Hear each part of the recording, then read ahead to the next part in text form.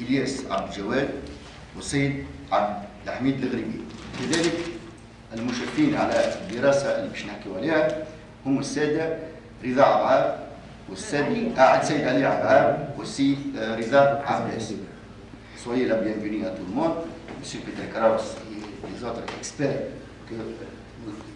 qui vont participer à cette rencontre. كذلك نرحب بمكونات المجتمع المدني من جمعيات ناشطين في سوق جربة. نرحب ايضا بوسائل الاعلام الموجوده لتغطيه هذا الاجتماع. ما نريد التاكيد عليه هو انه اليوم احنا في اجتماعنا هذا بصدد توضيح دراسه حول برنامج نموذجي للتصرف المندمج في النفايات بجزيره جربة.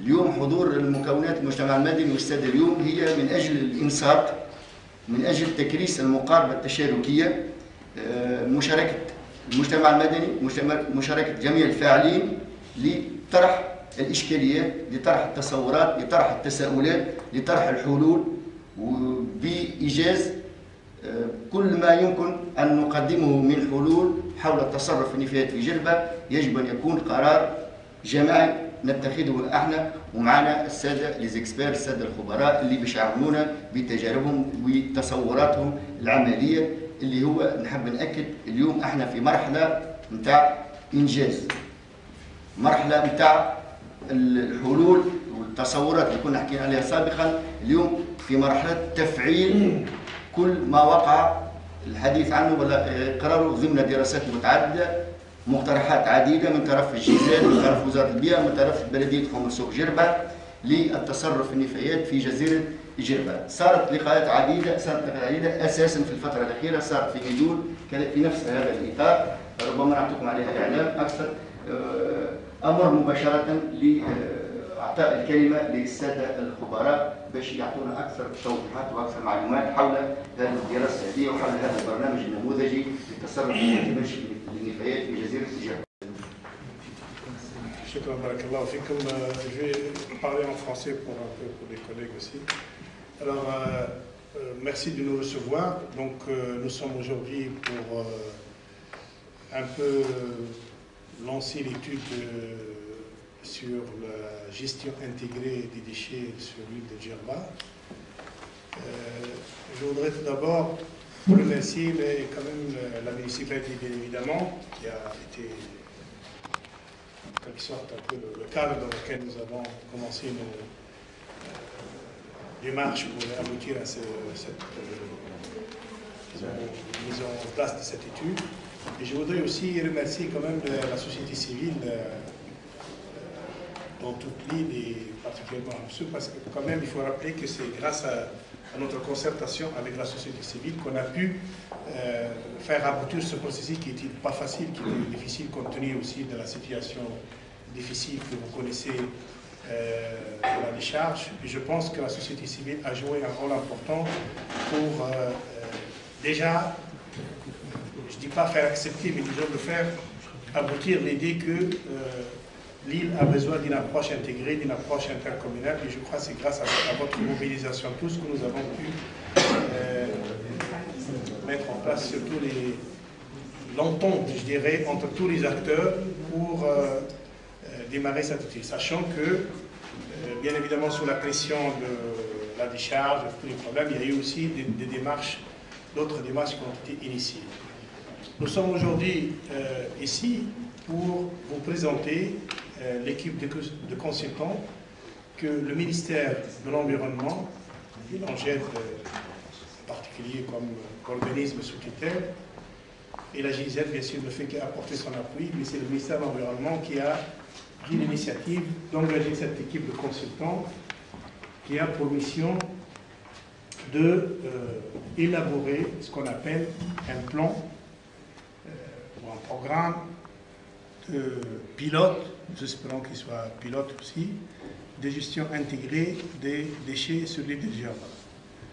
Ce plan va avoir plusieurs phases et nous sommes au démarrage vraiment de cette étude qui va certainement prendre quelques mois. Il s'agit dans un premier temps de faire ce qu'on appelle l'avant-projet sommaire. Donc les gens, les collègues vous avez déjà donné le nom, ils sont engagés dans ce premier temps pour élaborer un avant-projet sommaire. Qu'est-ce que ça veut dire? Ça veut dire que c'est une étude, une pré-étude si vous voulez, une étude de faisabilité pour définir en quelque sorte la problématique bien sûr de gestion intégrée des déchets, mais aussi pour donner des alternatives et des options possibles pour le développement par la suite de ce programme. سي فؤاد القشري، تقريبا الاجتماع الخامس او السادس اليوم في البلديه على حكايه التصرف النفايات، ما هو الجديد بالنسبه لجلسه اليوم؟ الجديد اليوم هو اجتماع يندرج في إطار إعداد دراسة حول برنامج نموذجي لتصرف النفايات بجربة.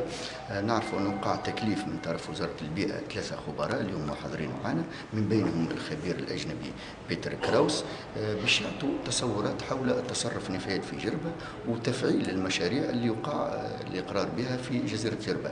نفس الشيء فما زوز مكلفين وزارة البيئة للإشراف لهذا المشروع. الاجتماع أيضا يندرج اليوم في إطار بحضور مكونات المجتمع المدني في جربة في إطار الديمقراطية التشاركية والابروش بارتيسيباتيف. اليوم هنا الاجتماع هذا لسماع تصورات الحلول المشاكل الآراء من طرف المكونات المجتمع المدني في جربة، وبالطبع هذا يعني ديما نقول يأتي في إطار تفعيل البرامج اللي تتعلق حول التصرف النفايات بجربة. شكرا لك. رضا عباس، أنا خبير في البيئة ومشرف من جهة الجيزات الكوبيراسيون المونت، الإشراف على الدراسة هذه، المخطط الشراكي في التصرف النفايات في جزيرة جربة. احنا الأسبوع هذا كامل عدينا في جربة، واليوم هي آخر جلسة عملناها مع المجتمع المدني في إطار التمشي اللي تخيناه في إعداد المخطط هذا، هو التمشي التشاركي. المخطط هو مخطط نموذجي مش يكون، لأنه فيه عدة نقاط مش تطرح لأول مرة في تونس، مثل الشراكة بين البلديات. نطمح إن شاء الله يكون مشروع يضم 3 بلديات، ويكون الحلول تهم وتخرج من 3 بلديات.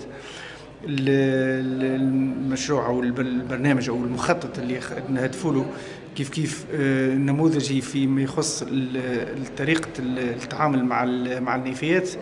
إلى حد الآن التعامل مع النفايات كان بطريقة مبسطة جدا وبطريقة يعني مستقيمة، هي الجمع والنقل وردم النفايات.